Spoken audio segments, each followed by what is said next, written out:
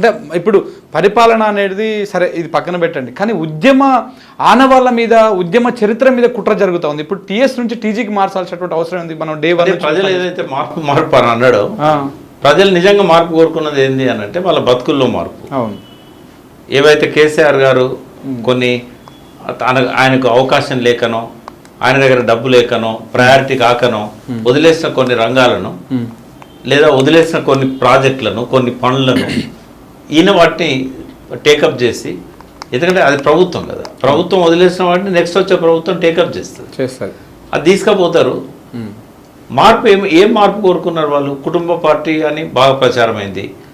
ఇప్పుడు కాంగ్రెస్ అయితే ఇక్కడ కుటుంబ పార్టీ కాదు, కనీసం కొంత డిఫరెంట్ లీడర్స్ ఉంటారు, కొంత ఇండిపెండెన్స్ ఉంటుంది, ఈ అపాయింట్మెంట్స్ దొరుకుతాయి.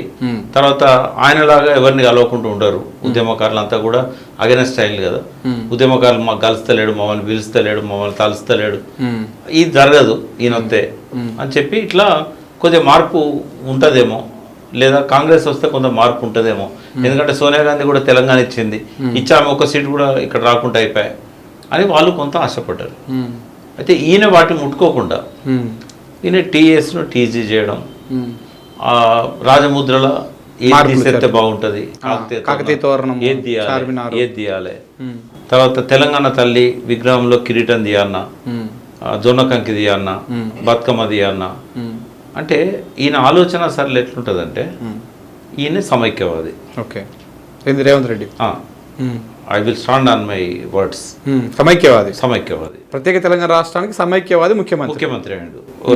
రెండో పాయింట్, ఇవాళకి కూడా ఆయన ఆంధ్ర ప్రయోజనాల కోసం ఈ 9 నెలలు పనిచేశాడు. 9 నెలలు పనిచేసిండు. ఇంకా 2 ఏళ్ళ అవకాశం ఇచ్చినా, 4 ఏళ్ళ అవకాశం ఇచ్చినా అటే పనిచేస్తాడు ఆంధ్ర ప్రయోజనాల కోసం. ఈ 9 నెలలు ఆంధ్ర ప్రయోజనాల కోసం పనిచేసిన అని చెప్పారు కదా సార్, అంటే దేనికోసం కొంచెం జనాలకు ప్రజలకు అర్థమయ్యేలా ఒకటి చాలు. అన్నమంతా ఉడికిందా లేదా అంటే ఒక మెతుకు చూస్తాం కదా. సాగునీటి రంగము ఏమైంది? సాగునీటి రంగం కేసీఆర్ ఎన్జిటిలో కొట్లాడి ఆయన తరఫున అడ్వకేట్స్ కానీ, ఆయన తరఫున తెలంగాణ ఇరిగేషన్ డిపార్ట్మెంట్ వాళ్ళ అధికారులు కానీ ఎన్జిటి నుంచి స్టే తెచ్చారు రాయలసీమ ఎత్తిపోతల పథకాన్ని ఆపడానికి. సుప్రీంకోర్టు పోయిళ్ళు, కృష్ణా రివర్ మేనేజ్మెంట్ బోర్డు దగ్గర కూడా కొట్లాడిళ్ళు. మొత్తానికి ఏంటంటే అది ముందుకు పోకుండా అడ్డుకున్నారు. చంద్రబాబు ముఖ్యమంత్రి అయిన కాడ నుంచి నిరాటంకంగా పనులు జరుగుతూ ఉన్నాయి. ఇది నేను చెప్పడం కాదు, ఎన్జిటికి వాళ్ళు వేసిన కమిటీ ఇచ్చిన రిపోర్ట్. ఒక్క నిమిషం, నాగార్జున సాగర్ మీద ఆంధ్ర పోలీసులు ఎన్నడొచ్చారు? పోలింగ్ రోజు నవంబర్ 30. ఈ రోజు వరకు పోలీసులు అట్లే ఉన్నారు, వాళ్ళ ఆధీనంలోనే ఉంది. ఇంకా వాళ్ళ ఆధీనంలోనే ఉంది. మొన్న తెలంగాణ ఇంజనీరు కుడికాలోకి నీళ్ళన్నీ పోతున్నాయి లెక్కలు తీయడానికి పోతే ఆయన అరెస్ట్ చేశారు. అరెస్ట్ చేసి నిర్బంధిస్తే పై అధికారులు పోయారు, క్షమాపణలు చెప్పమన్నారు, ఇంకోసారి రాడని చెప్పి రాయించుకున్నారు ఆంధ్ర అధికారులు.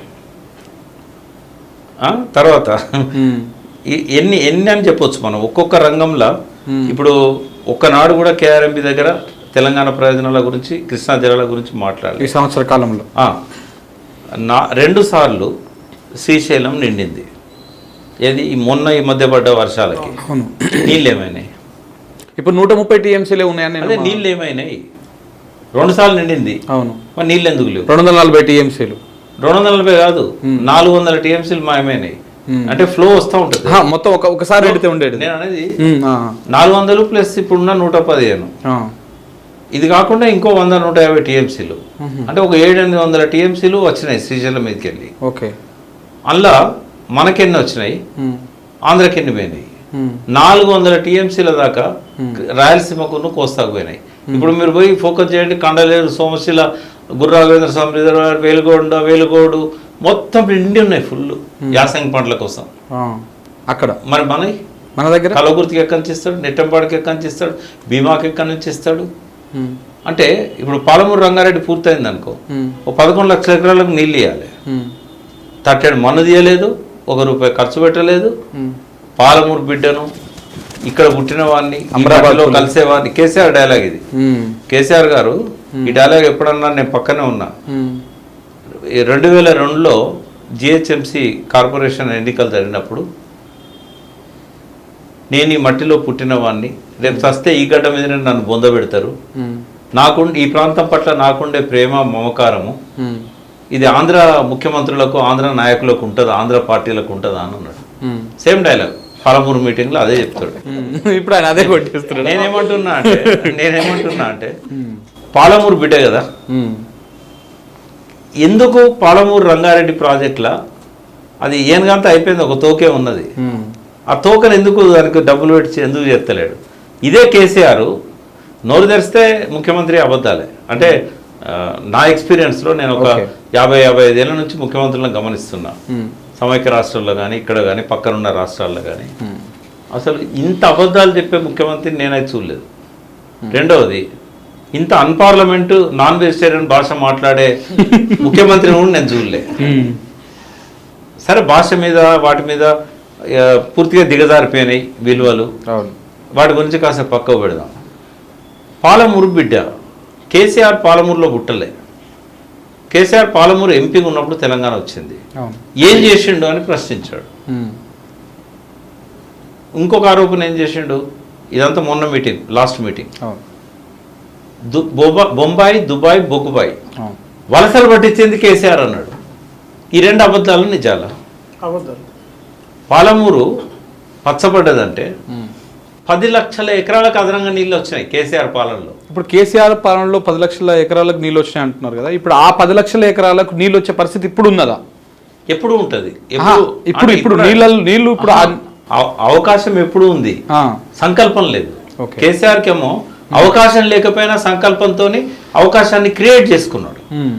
ఈయనకేమో అవకాశం ఉన్నా కూడా ఆడ పంపులన్నీ ఫిట్ చేసి ఉన్నాయి, బటన్ నొక్కితే పోతాయి. బటన్ నొక్కడానికి మనసు దారిత్తలేదు, ఎందుకంటే ఆ సోదరుడు అడిగిండు కదా సీమాంధ్రకి ఎట్లా చేస్తున్నాడు అంటే, బటన్ నొక్కితే సీమాంధ్ర పోగు నీళ్లు మనకు వస్తాయి. అయితే ఒకటేంటంటే, ఎవరైనా సరే ఒక ఇల్లుని, తెలంగాణ రాష్ట్రాన్ని ఒక ఇల్లుగా చూసుకుంటే ఆ ఇంటికి పెద్ద మనిషిని మనము ఇప్పుడు మన రాష్ట్రానికి ముఖ్యమంత్రి అనుకుంటాం. ఈ ఇల్లు బాగుపడాలనుకుంటారు ఎవరైనా, నా ఇల్లు బాగుపడాలి, నా పిల్లలు మంచిగా ఉండాలి అని అనుకుంటారు. కానీ ఎంత 3.5-4 కోట్ల తెలంగాణ ప్రజల గురించి ఆలోచించినప్పుడు నువ్వు చెప్పేది 100% కరెక్ట్. బట్ ఈయన ఎక్సెప్షన్, రేవంత్ రెడ్డి అనేవాడు ఒక ఎక్సెప్షన్. ఎందుకంటే తెలంగాణ బిడ్డలు వస్తున్న ఒక 100 కిలోమీటర్ల స్పీడ్తో వస్తున్న రైలు ఇంజన్ అడ్డం పోయి చచ్చిపోయారు. అవును, కరెంట్ తీగలం పట్టుకొని చచ్చిపోయారు, కాల్చుకొని చచ్చిపోయారు, మంటలలో మాడి మసైపోతూ కూడా జై తెలంగాణ శ్రీకాంతాచార్య ఇదే రోజు ఈ రాత్రి నేను పోయినా, నేను శవం అన్నం ముద్ద ఇట్లా నోట్లో పెట్టుకుంటున్నా, టీవీలో స్క్రోలింగ్ వస్తుంది శ్రీకాంతాచార్య మృతి అని. అన్నం వదిలిపెట్టేసి పోయినాం. పోయేవారు శంకరమ్మ బాగా తిడుతుంది అందరినీ. ఆమె నోరు మూయించి నాయన నరసింహారెడ్డి నేను తెల్లారి కమలాసన్ రెడ్డితో కొట్లాడి ఆ శవాన్ని అమరవీరుల స్థూపం దగ్గర తీసుకుపోయినాం. ఎవరన్నా తెలంగాణలో కంటనీరు పెట్టని తెలంగాణ బిడ్డ ఉన్నాడా? ఈ ఆత్మహత్యలన్నీ చూసి 100% ఒక్కడే ఉన్నాడు రేవంత్ రెడ్డి. ఆనాడే కాదు, ముఖ్యమంత్రి అయిన తర్వాత కూడా మీరు కరెక్ట్ చేయాలి నన్ను. నాకు తెలిసి అమరవీరుల స్థూపం దగ్గర నివాళులు అర్పించిన ఫోటో అయితే నేను చూడలేదు. పోయినట్టయితే ఇక్కడ మనం చూడలేదు. అందరు విమర్శిస్తుంటే ఎక్కడన్నా అరాకోర జై తెలంగాణ అనడేమో కానీ ప్రధానమైన మీటింగ్లలో ఎక్కడ కూడా, అసెంబ్లీలో కానీ ఎక్కడ కానీ జై తెలంగాణ నినాదం అప్పుడు ఇవ్వలేదు, ఇప్పుడు ఇవ్వలేదు. తెలంగాణ అస్తిత్వం పట్ల ఆయనకి ఏనాడు కూడా ప్రేమ లేదు, మమకారం లేదు. తెలంగాణ అస్తిత్వం కోసం ఏర్పడ్డ పార్టీలో రాజకీయ ఓరమాలు నేర్చుకొని ఆఫ్టర్ ఆల్ జెడ్పీటీసీ టికెట్ ఇవ్వకపోతే ఈ పార్టీని వదిలేసి వెళ్ళిపోయిన వ్యక్తి ఆయన. అంటే పదవుల కోసం ఆ రోజు కూడా పార్టీలో, ఆ రోజు ఏ రోజు సమైక్యవాదులకు ఇప్పుడు ఊడిగం చేస్తున్నది ఎందుకు అంటే పదవి కాపాడుకోవడానికి. ఎందుకంటే తెలంగాణ ముఖ్యమంత్రి పదవి సమైక్య పాలకుల చేతిలో. మీడియా అంతా కూడా ప్రచారమైన ఒక వార్త 50 కోట్లు ఇచ్చి పిసిసి ప్రెసిడెంట్ కొన్నాడు అని. ఎక్కడి నుంచి వచ్చినాయి రేవంత్ రెడ్డి 50 కోట్లు? ఎవరిచ్చారు? సంపాదించండి. రియల్ ఎస్టేట్ ఎవరిచ్చారు? రియల్ ఎస్టేట్ వ్యాపారం చేసి, రియల్ ఎస్టేట్ వ్యాపారంలో 50 కోట్లు రాలే ఆయనకి, రాలేదు. ఇప్పుడు వచ్చినాయి, అప్పుడు రాలే. నేను చెప్పేది 2018 పిసిసి ప్రెసిడెంట్ ఎక్కడి నుంచి వచ్చినాయి ఒకటి. రెండవది, పిసిసి ప్రెసిడెంట్ అయిన వెంటనే జరిగిన అసెంబ్లీ ఎన్నికలలో మళ్ళీ ఇప్పుడు మొన్న ఒక పార్టీ మొత్తానికే తన ఉనికిని లేకుండా చేసుకున్నది. క్యాండిడేట్లే పెట్టలేదు టీడీపీ టీడీపీ. ఏ ఉద్దేశంతో పెట్టలేదు? రెండవది, బలమైన క్యాడర్ ఉంది ఇప్పటికి స్టిల్ తెలంగాణలో. అక్కడ నేను అనేది ఏంటంటే కాంగ్రెస్ బీజేపీతర ప్రభుత్వాలను గద్దెదించే ఒక పార్టీ ఎందుకు ఈయన అక్రమం చేసుకున్నది? మతలబ్ ఏంది? సంధానకర్త ఎవరు?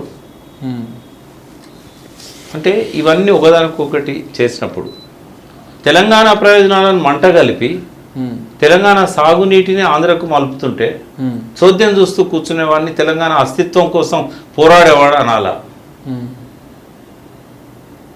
ఏదైనా జరగచ్చు.